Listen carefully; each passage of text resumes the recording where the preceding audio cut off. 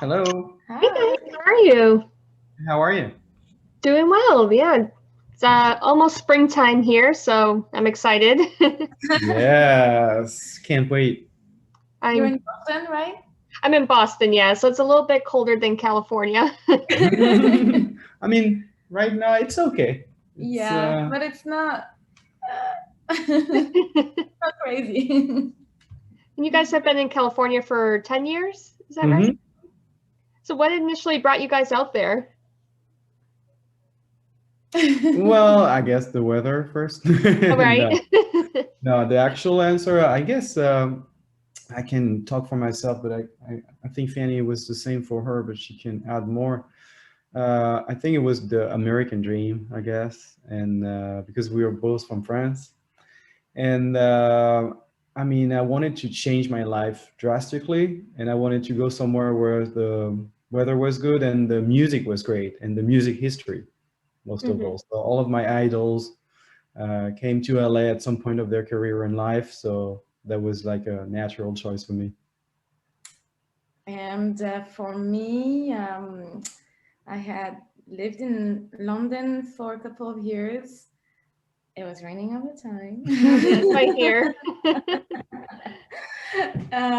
No, I was attracted to Los Angeles too because of the music history, and I, yeah, I came here for holiday, and we both met, and I ended up staying because when you're happy and when you make music with the right people, well, you want to make it last longer.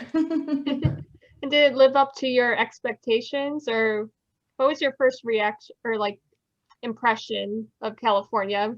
Was it what you saw on TV and the movies? Yeah, the first impression is always it feels like you know the city because we grew up with all these streets and All the American culture is all over French TV, yeah, especially California and Hollywood. So it felt like living in a movie.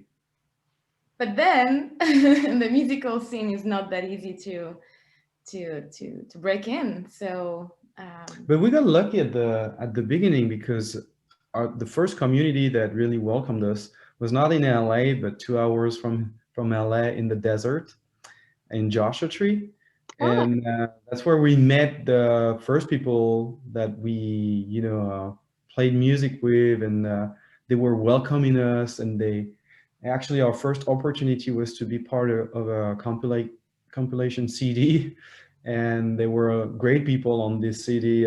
They all lived in Joshua Tree at the time. Eric Burden from the Animals, Victoria Williams, and we were very and Teddy Quinn who invited us on the record. We we were played at the Pappy and Harriet's. yeah, Pappy and Harriet's. It's a venue and a restaurant that is in Pioneer Town, close to Joshua Tree. We spent a magical night over there. We just stopped by to play like an open mic, 3 songs, and we ended up playing a whole set and sharing the stage with a lot of local people. And this was magical. It was the beginning of our journey, and we thought, oh well, it's pretty easy.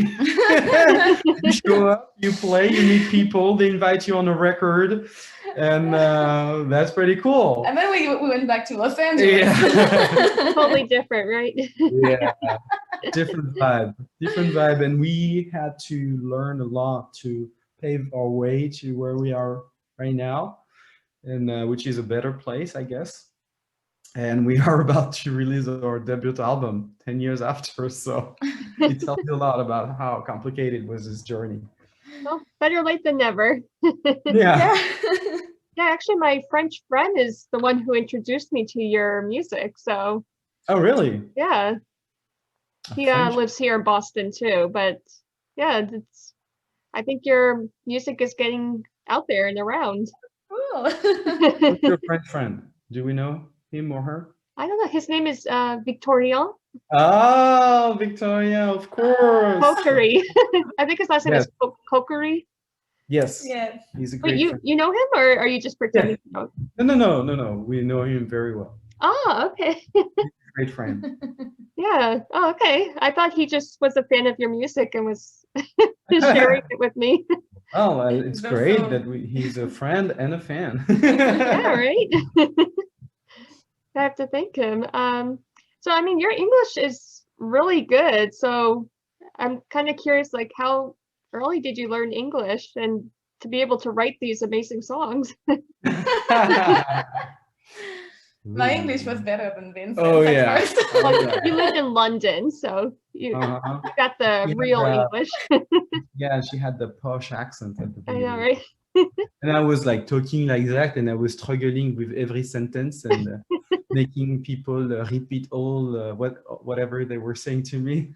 No, it took, you know, it wasn't. It didn't take you that long actually, because Vincent, he wasn't scared. Like he went out there, he was talking to people regardless, you know, and it seemed really easy for I you don't to. know. I drank a lot back in the day. So. Alcohol always helps. Makes you I more mean, confident. I was really, you know, I was at the beginning. I was shocked because I thought I knew English because I learned English at school all my life, and it was my first foreign language. When I arrived here, I realized I couldn't have a conversation with anyone and couldn't understand anything on the radio. When I was on the phone, it was painful, and so yeah, 10 years after you're fluent, obviously, and But we still have this French accent. We can't get rid of it. yeah, we won't. I barely hear it though. You I too think now. Victorian has a bigger accent than you guys. He has been in the US that long, I guess. That's why. Well, I want to talk to you guys about the song Hummingbird. I love that song, and I'm kind of curious, do you prefer to keep the song meanings a mystery to people, or do you like to talk about what inspires No, you? I mean, we can talk about it because even for us, the meaning keeps evolving because I wrote this song a long time ago. I think it was back in 2016, and it was after another school mass shooting, and after Um, you know, the riots in where sorry, uh, was it in another murder by police, you know, of a person of color. mhm. And I guess this was the discovery for us of another side of America too, like that America had to deal with these problems that were in our core system for a long time and was still unresolved. So that was a starting point of the song. We were not used to do like political songs before that, I guess. But I mean, for the new record, we have a few things like that. And yeah, I guess it's started from this point of view and trying to address it uh, into a song. Oh, And I by mean, the time it got released, it took another meaning gradually, because I mean, this problem is still unresolved, and we shot the music video in 2018. A long time ago. That's why there's no social distancing in it. And there was no virus, no pandemic. And by the time we released the song, it also took this meaning on top of it all. Because Like, in the music video, you can see like a threat coming at people, like an invisible threat. And it was meant to symbolize the, you know, hatred, I guess, that is part of the society we live in. But now it could be totally taken like in the literal sense. It's like a virus coming at you. yeah, So that explains it. Because I was watching it, I'm like, I wonder what everyone's running away from. So, that makes sense though. thank you. No, it's a good music video, and I like how you kind of edited the coloring of the video to kind of give it a retro vibe. I mean, we're very interested in all the, you know, retro looks that you can get with analog cameras and 8mm cameras. Of course, we shot this with an iPhone back in the day, and we just applied a filter to it. Oh, that's amazing. Wow. I mean, these phones basically serve as a professional camera these days. Yeah, Yeah. yeah. Actually, people won't see it, but we shot this with this phone. Good promotion. Really. It was also a moment in our life where we had to take decisions of how do we release this album, how much it's gonna cost, what are we gonna do, and there was just so much to do. We ended up saying, okay, we're gonna do everything we can with whatever we already have.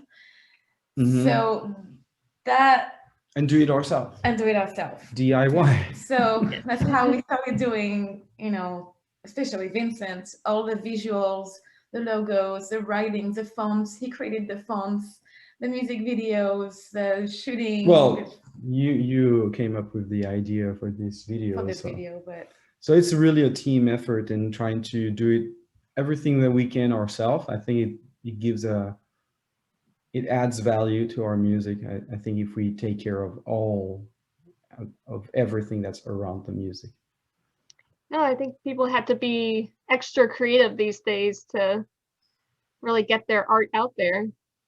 But Yes, yeah, because there are a lot of people competing now for attention, and the attention span of the people is gradually shrinking. So you got to be effective and find ways to put your art out there, because it's going to be hard to find people that's going to bet on you now if you're not already successful, because nowadays most of labels, they're just looking at the data on Spotify and YouTube, and they're saying, oh, well, they have a good engagement, let's sign them. They don't care about the music anymore. Few of them. that is true, yeah. And I feel like with all this new software out there, you don't even need like a professional recording studio anymore to make music. And I think it's just becoming very oversaturated with new artists. So yeah, everyone has to fight for attention. Yeah, because back in the days, like 25 years ago, when there was a release day, only like 8 artists in the world were releasing new music. Yeah. And nowadays, every Friday, it's like a war on Spotify, like new release Friday. Like that's why we're going to release the album on a Wednesday. Yeah, because we're different. We're Very gonna clever. be the one. And so the album is called Feed the Moon. Uh-huh. I like that title. How did you come up with that? So first, I guess I wrote all the songs at night, and really it's an album of the night, and it's I don't know, it was like the moon was kind of my confidant during the creative process of this record. And one day I was on Instagram, and one of our friends, she posted a picture of our son. He was handing a spoon to the sun. And he said, "Hey, mommy, look, I'm feeding the sun." And Aw. this was so cute. And it was just plain poetry. I was like, oh, yeah, that's really cool. What we're doing is actually feeding the moon with our angst and, well, anxiety and fears and stuff. So Yeah, it's very poetic. I like that. thank you. And so you guys are big fans of grunge, from what I hear, like 90s music. And I was just listening to I have a vinyl record player, and I was listening to Temple of the Dog on vinyl, and it sounded so good. Do you know that album? Yeah, well, I mean, I know the band, but I'm not too familiar with the records, I have to say. No, me neither. Yeah, But it's really is good. there only one record? I I don't think- know. Yeah, Yeah. I think there was just one record they did. Yes, yes. So Yeah. yeah, probably I heard all of it, but of course we're huge fans of Pearl Jam and Soundgarden, so that's one of the classics. But yeah, I don't think we don't have this record. Yeah, the So main, I think we the like the Hunger Strike. yeah, and Hunger Strike all the is like the all the biggest song classics. from it. That's amazing. But yeah, I wanted to talk a little bit about how you came to pick up bass guitar and, well, Fanny bass guitar and Vincent guitar, I would say. Well, it's quite a long process for me. My first instrument is not the bass. I started playing the organ when I was 5 Ah. years old. Like a church A organ. church organ. Yeah. A little Joan Sebastian back. Yeah, right. I played a show in a church when I was like, I don't know, 9 or 10 years old back then. Anyway, the peak of my career. No, the peak of your career is when you became European champion of organ yeah, at age 12. yeah, wait, you were a champion at age 12? yeah. Oh, that's amazing. But then, yeah, I was at the peak of my career. But then I was like, what am I going to do with that? There's so much I want to learn and discover in music. And so I wanted to explore other instruments. And I played the saxophone like for a year. It wasn't really my thing. Some flute. I played the drums for a few years. I really liked the drums, but I I like the wasn't drums too. I wasn't that good. I tried the guitar. That's when I started writing my first songs, in my early 20s.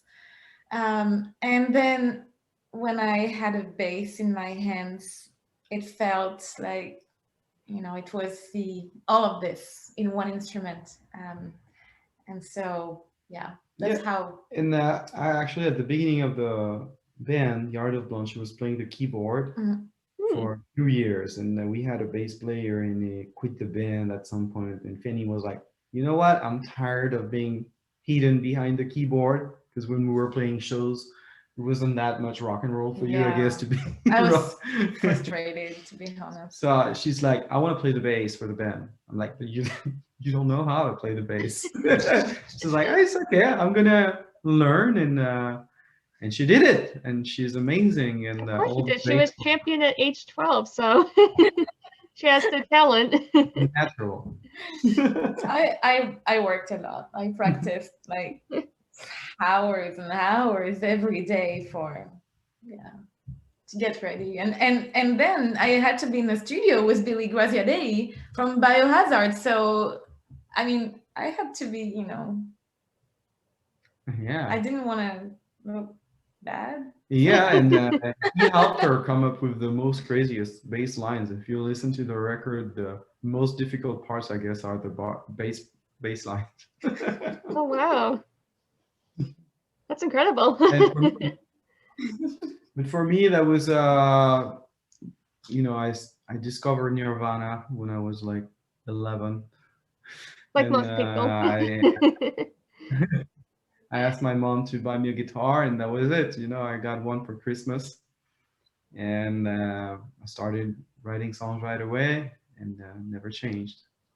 Was it a Fender or Gibson? Do you remember what your first guitar It was a cheap guitar back in the day, but now I'm playing mostly on Fenders, just like Kurt Cobain. Oh, wow. Very cool. Do you have like a big guitar collection, or do you kind of just stick to one?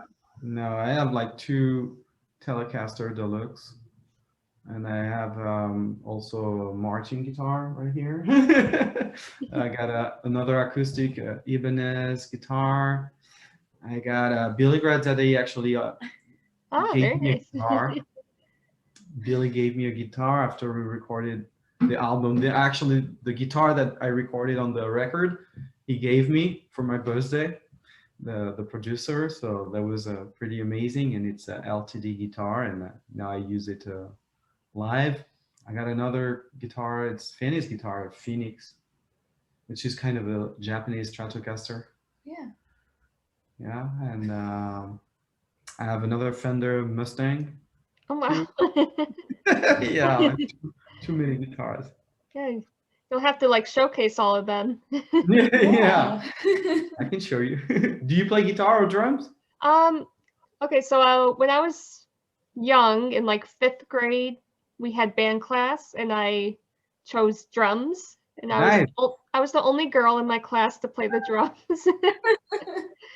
And my parents bought me a drum set, but I didn't practice enough, so they were like, if you're not going to play the drums, we're getting rid of them. I'm trying to learn guitar. I've been trying for a while now. I feel like I waited too long to learn. No. There are good apps now. Like what's the app to learn the instruments that one of our friends uses? Like I forgot, but you can go on YouTube and you can get great, ways to learn by yourself, I guess. Yeah, I think I just need to dedicate more time to practicing.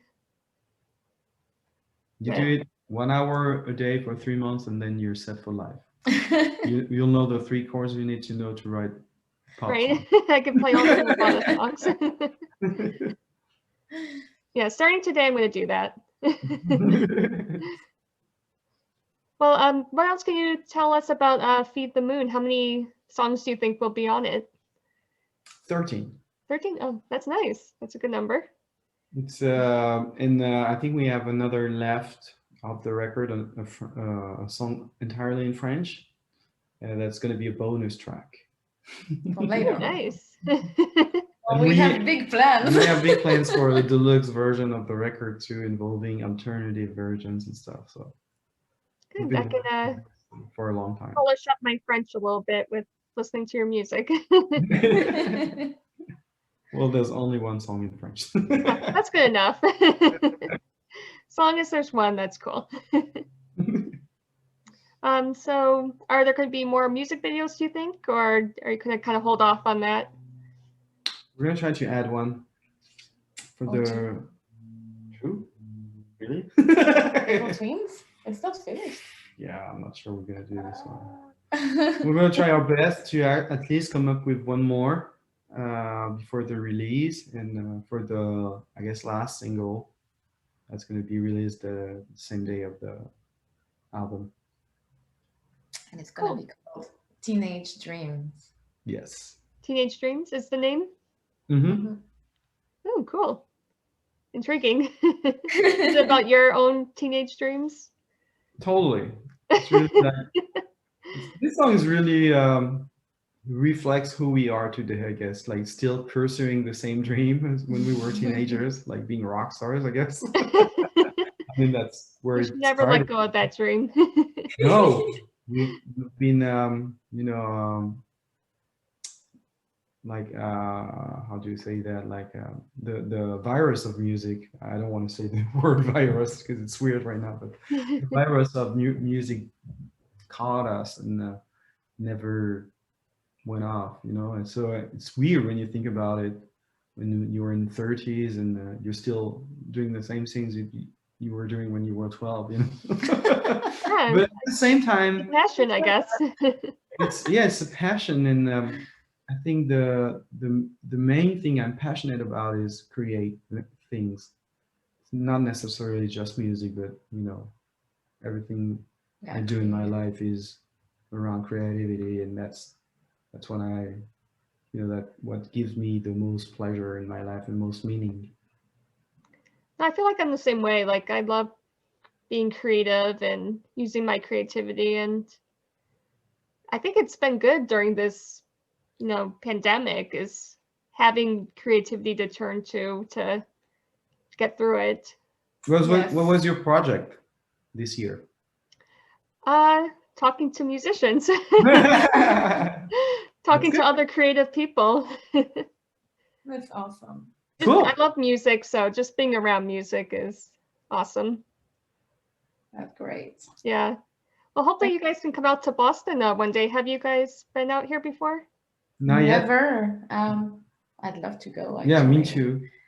And obviously we don't have any tour plans or anything right now, but hopefully we'll be doing some shows on the East Coast at some point. And yeah, and there's several radios playing us in Boston, so we could have their support, I'm sure.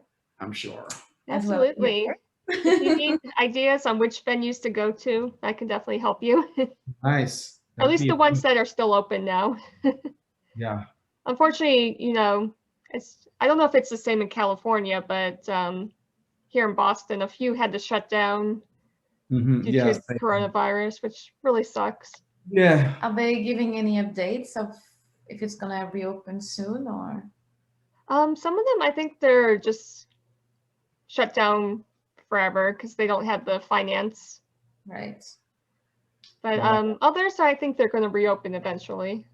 Yeah, I think it's for California. It's coming closer to that. Oh man, that Yes, sucks. I think in May we might have our first concerts. You know, But yeah, we lost a few venues along the way as well. we have our own podcast too, and we talk about the music scene now in LA or around LA, and we talk with a lot of people, and we realized that yeah, we lost lots of venues, especially those who didn't have much financial support. You know. Hmm.